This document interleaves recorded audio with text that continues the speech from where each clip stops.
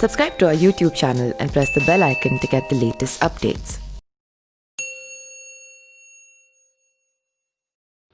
नमस्कार, मैं पिंटू सिंह यादव आप सभी का स्वागत करते हैं न्यूज़ लाइव में। दोस्तों, आज बिहार में विधानसभा का दूसरे चरण का मतदान था। अगर हम दूसरे चरण की मतदान की बात करें तो 17 जिलों के 94 यानी कि 94 विधानसभा सीटों पर आज जो है वो चुनाव हुआ है और लगभग 94 जो विधायक बनकर आने वाले हैं 10 तारीख को, उनका किस्मत जो है अब वीवीपैट मशीन कह लें या फिर ईवीएम कह लें, उसमें स्टोर हो चुका है। और 10 तारीख को जब खुलेगा तो ये पता चल पाएगा कि आखिरकार 94 विधानसभा पर कौन कौन से कैंडिडेट और किस पार्टी से जीतकर बिहार विधानसभा में बैठ रहे हैं। लेकिन दूसरा जो चरण का मतदान था वो काफ़ी ज़्यादा चर्चा में रहा।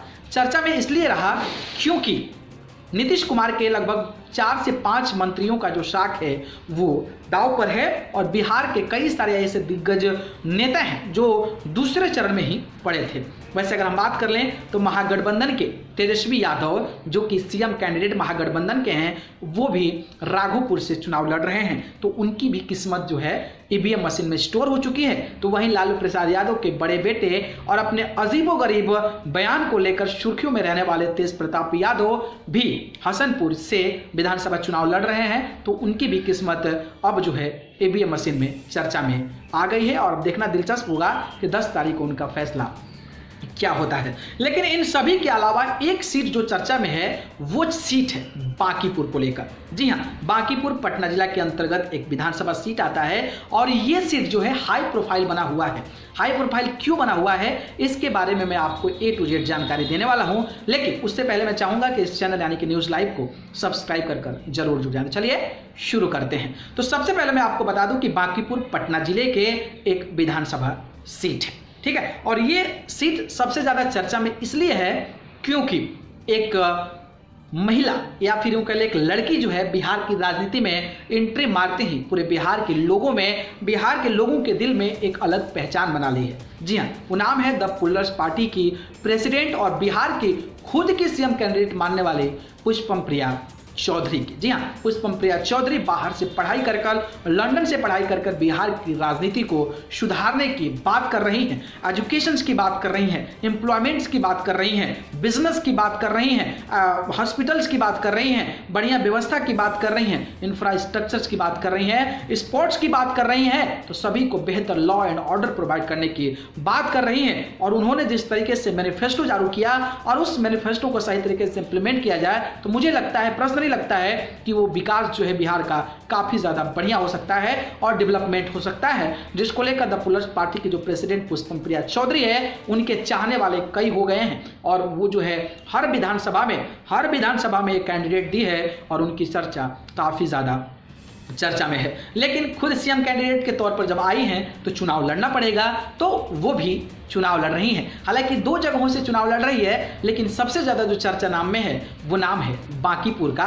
और बांकीपुर इसीलिए शायद सुर्खियों में है क्योंकि वहाँ पर द पुलर्स पार्टी के प्रेसिडेंट यानी कि पुष्पम प्रिया चौधरी मैदान में है। लेकिन यहाँ पर मुकाबला एक और ज़बरदस्त तरीके का बनता नजर आ रहा है क्योंकि जिस तरीके से शत्रुघ्न सिन्हा भारतीय जनता पार्टी के सांसद और अपने एक्टर्स जो अंदाज है उनका, उसको लेकर खामोश वाला अंदाज को लेकर वो लगातार सुर्खियों में रहते हैं, तो कांग्रेस पार्टी ने उनके बड़े बेटे लव सिन्हा पर भी किस्मत आजमाया है और बांकीपुर सीट से कांग्रेस पार्टी की यानी कि जो महागठबंधन के कैंडिडेट हैं वो कहीं ना कहीं लव सिन्हा हैं और वो शत्रुघ्न सिन्हा के बेटे हैं, तो इनको भी लेकर काफी ज्यादा चर्चा में है। वही अगर हम बात करें तो भारतीय जनता पार्टी के 2 बार के विधायक रहे नितिन नवीन एक युवा चेहरे हैं और नितिन नवीन जो है काफी बीजेपी के एक दिग्गज नेता कह सकते हैं तो हो गए हैं क्योंकि वो 2 बार से वहां पर जीत चुके हैं और इनके पहले भी इनके पिताजी जीतते आ रहे हैं। तो नितिन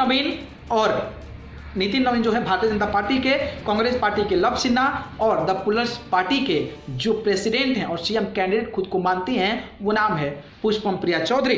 तो इन 3 लोगों के बीच में काफ़ी ज़्यादा लड़ाई है। एक काफ़ी ज़्यादा एजुकेटेड है तो एक बहुत बड़े प्रचलित एक्टर के बेटा हैं, महागठबंधन के कैंडिडेट हैं, तो तीसरे 2 बार से विधायक हैं और भारतीय जनता पार्टी के कैंडिडेट हैं। तो इन तीनों में किस तरीके की फाइट है और यहाँ पर क्या लगता है कौन सा जीतेगा, मैं अपने टीम के एनालिसिस के जो अध्ययन से जो चीज़ें आई है मैं वो आपको बताना चाहूँगा।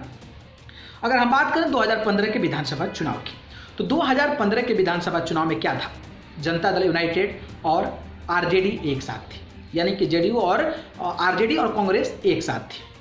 और भारतीय जनता पार्टी के जो कैंडिडेट थे वो थे नितिन नवीन, जो कि इंडिपेंडेंट, यानी कि भारतीय जनता पार्टी अकेले चुनाव लड़ रही थी। वो आरएलएसपी और एलजेपी वो अलग बात है, उनकी पार्टी तो अलग है, छोटी सी है, लेकिन बीजेपी जो है वहां पर अलग लड़ रही थी। तो अगर हम बात करें 2015 के विधानसभा चुनाव में, तो नितिन जो नवीन है वो भारतीय जनता पार्टी से चुनाव लड़े थे और उनको जो वोट मिला था वो आपको 86,759, यानी कि लगभग 86,759 वोट मिले थे। मतलब ये हुआ कि लगभग 60.19% जो है उनको वोट मिला था। बीजेपी के 13 हैं और बहुत बड़े चेहरा हैं। वही अगर हम बात करें तो कुमार अशी जो हैं, कुमार अशी खड़ा हुई थी वहां से कांग्रेस प्रत्याशी के तौर पर। तो कांग्रेस प्रत्याशी के तौर पर जब खड़ा हुई थी तो उनको जो वोट मिला था वो लगभग 46,992, यानी कि लगभग 46,992, लगभग 47,000 के करीब में वोट मिला था। और उनका जो प्रतिशत अप्रॉक्सीमेटली की अगर हम बात करें तो लगभग 33% था। मतलब ये हुआ कि लगभग जो जीत का फासला था वो लगभग 13,000 का, यानी कि 13,000 का फासला जो है वो कहा जा रहा है। लेकिन अब जो है द पुलर्स पार्टी की प्रेसिडेंट यहाँ पर आ चुकी हैं, तो ये मुकाबला जबरदस्त हो गया है। लेकिन अगर हम बात करें यहाँ का जो समीकरण बन रहा है और यहाँ पर जो जीत की लहरें बह रही हैं वो कहीं ना कहीं पक्ष में जो है वो अभी भी ज़्यादा का ज़्यादा जो है नितिन नवीन में जा रहा है।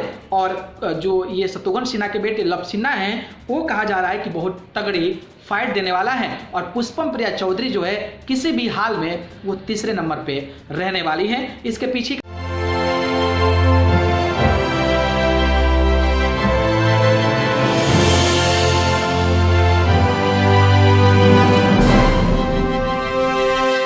Subscribe to our YouTube channel and press the bell icon to get the latest updates.